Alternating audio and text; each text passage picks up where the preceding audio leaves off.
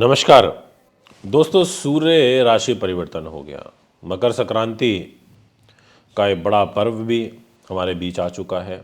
मतलब मकर में सूर्य आ गए तो इसलिए इसको मकर संक्रांति कहते हैं। सूर्य ने अपना पक्ष अब उत्तरायण में प्रवेश कर लिया है और इस बार की जो संक्रांति हुई है सूर्य ग्रह की, वो बड़ी महत्वपूर्ण है। वो महत्वपूर्ण इसलिए है कि जिस समय पर सूर्य का राशि परिवर्तन हुआ उस टाइम पर मंगल का और गुरु का आपस में राशि परिवर्तन है और अभी भी है। तो पूरे जनवरी में तो रहेगा और फरवरी में 5 तारीख तक रहेगा। और सूर्य के ये दोनों ही ग्रह मित्र हैं, गुरु भी है मित्र और मंगल भी है। तो ऐसी स्थिति में ये जो परिवर्तन हुआ ये वाकई बहुत ज़्यादा निर्णायक साबित होगा, बहुत ज़्यादा महत्वपूर्ण फलदायी होगा।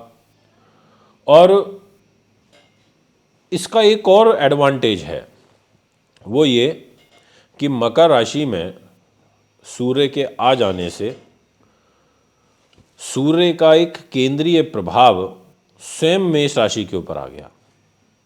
अब हम गिन लेते हैं, क्लियर हो जाएगा भी। मकर, फिर कुंभ, फिर मीन और उसके बाद मेष, यानी कि चौथा। 4 4 8 4 12 राशियां हैं, तो उसको 3 से डिवाइड कर देंगे तो 4 4, मतलब हर एक चौथा केंद्रीय प्रभाव ग्रह का दूसरी राशि के ऊपर आता है। ये दृष्टि नहीं होती है, इसको बोलते हैं केंद्र का प्रभाव आना। जैसे देश में सेंट्रल गवर्नमेंट है, वो स्टेट गवर्नमेंट के ऊपर अपना प्रभाव डालती है, इस तरीके से। तो यहां पर अब कौन सी वो राशियां रहेंगी जिनको इस सूर्य के केंद्रीय प्रभाव का और गुरु मंगल के आपसी राशि परिवर्तन का और मंगल के बुध और शुक्र के युति का, इन सबके फल को मिक्स करके आपको पर्टिकुलर कुछ राशियों के बारे में जानकारी देने जा रहा हूं। आपको बता देता हूं कि अगर आपने हमारा वार्षिक राशिफल अभी तक नहीं सुना तो उसे आप ज़रूर सुन लीजिए। उसमें आपको बहुत कुछ सीखने को मिलेगा, क्योंकि वार्षिक राशिफल के माध्यम से मैंने बताने की कोशिश की है कि साल कैसा व्यतीत होगा। मैंने एक 12 वीडियो बनाई है धन राशिफल के विषय में, मैंने एक 12 वीडियो बनाई है महत्वपूर्ण 15 तारीखों के विषय में, यानी कि मैंने हर तरीके से कवर करने की कोशिश की है। अब उसको समझना देखना तो आपका दायित्व बनता है। तो पहले नंबर पर मैं जिस राशि के बारे में बात करूंगा वो नाम रहेगा मेष। और आखिर मेष क्यों, उसका भी रीज़न है। रीज़न ये है कि मकर राशि में कैरियर के घर पर सूर्य ने राशि परिवर्तन किया है और सीधा केंद्रीय प्रभाव मेष राशि के ऊपर आ रहा है। मेष में पहले से ही गुरु बैठे हैं और फिर मेष राशि के स्वामी भाग्य में है, यानी कि मंगल, और भाग्य के स्वामी गुरु वो मेष राशि में है आपके प्रथम भाव में, यानी कि राशि परिवर्तन प्लस सूर्य का केंद्रीय प्रभाव प्लस आपका धन का मालिक शुक्र वो भी भाग्य में आ जाएगा भी 18 जनवरी को। आपके दाम्पत्य जीवन का मालिक भी आपके भाग्य के घर में आ जाएगा 18 तारीख को। और आपकी एजुकेशन बुद्धि उन्नति का लॉर्ड सूर्य वो कैरियर में है ही, और फिर उसका केंद्रीय प्रभाव, यानी कि मेष राशि वालों को बहुत अच्छे एडवांटेज मिलने जा रहे हैं।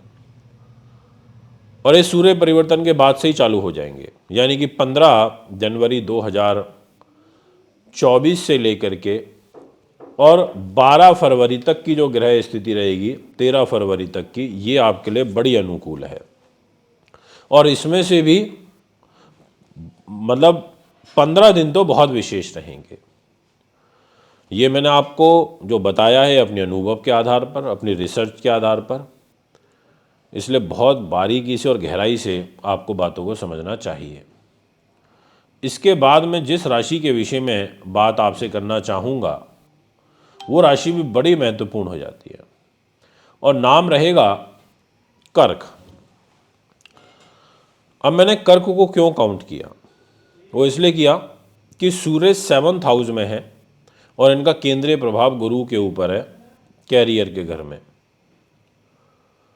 और गुरु पंचम दृष्टि से आपके फाइनेंस को भी देख रहे हैं,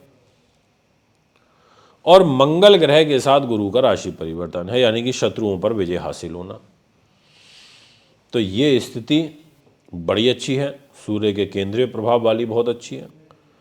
अब पर्सनल लाइफ की बात करें तो उसका ड्रॉबैक तो ये रहेगा कि मैरिज लाइफ ठीक नहीं चलेगी, पर मेरे को तो कैरियर को देखना है पहले, कैरियर ठीक रहेगा, ये मैं आपसे कहना चाहता हूँ।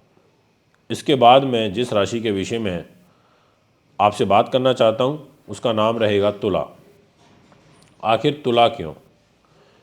वो इसलिए कि मकर राशि में सूर्य ने जो परिवर्तन किया है, सूर्य के पास प्रॉफिट की जिम्मेदारी। सूर्य ने कहा मैं धन के साथ मैं विदेश भी दूंगा, प्रॉफिट दूंगा, बड़े भाई बहनों का सुख दूंगा, पर मैं शत्रु राशि में चला गया तो बड़े भाई बहन का सुख तो नहीं दूंगा, पर मैं लाभेश होकर के सुख साधन के घर में आ गया हूं तो सुख सुविधाएं दे दूंगा।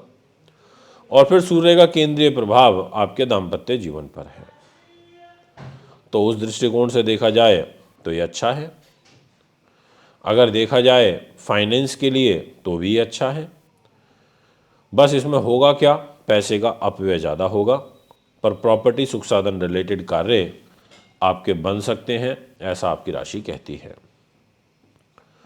इसके बाद मैं जिस राशि के विषय में आपसे बात करना चाहता हूँ वो राशि हमारे जीवन में बड़ा महत्वपूर्ण रोल प्ले करती है, और उस राशि का नाम भी बड़ा महत्वपूर्ण है, वो रहेगा वृषभ।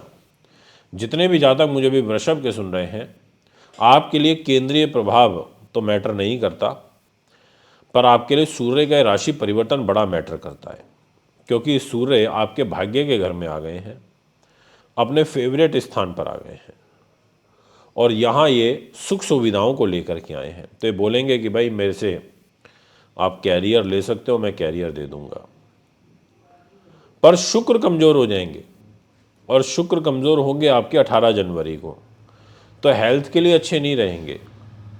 तो कहने का अर्थ ये हुआ कि भाग्य को सूर्य चलाएगा सुख सुविधाओं के दृष्टिकोण से, पर माँ के स्वास्थ्य को खराब करेगा।